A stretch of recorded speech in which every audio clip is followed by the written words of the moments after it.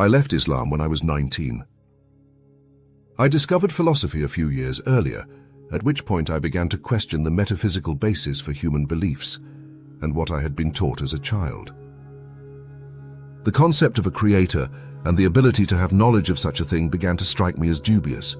I questioned how one could know the mind of such an entity and write books about him, her or it, and the thought of this certainty struck me as absurd.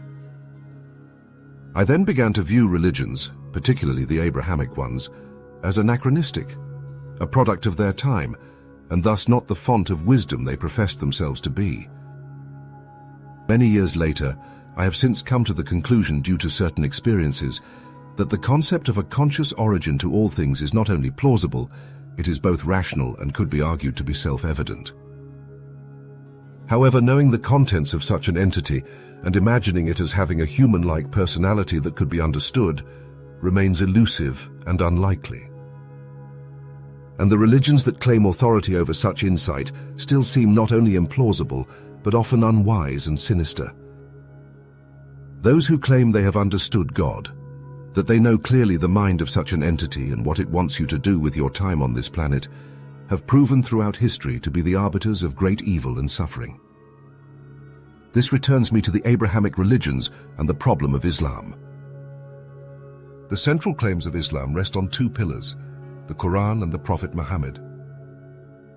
The Quran is a disjointed and incoherent text that professes to be clear and yet is anything but, with ambiguous statements and myriad interpretations that have been re-evaluated over the centuries. It is a meandering book, littered with warnings and threats, containing fragments of stories drawing heavily from the Judeo-Christian history of its time. It paints a picture of a vengeful God that demands obedience, or else grave consequences will follow. It psychologically manipulates its followers into submission through fear and intimidation.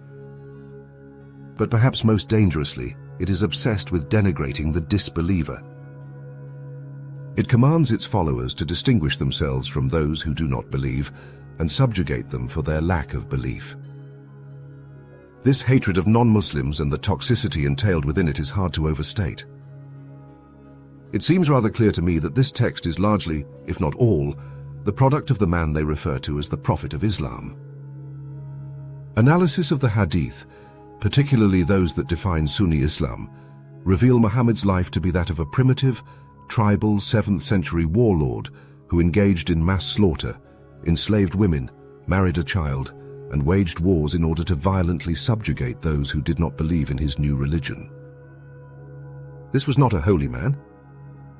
Far from it. Even a cursory reading of these scriptures will illuminate the reasons behind the avalanche of conflict and suffering this religion has unleashed upon the world since its inception.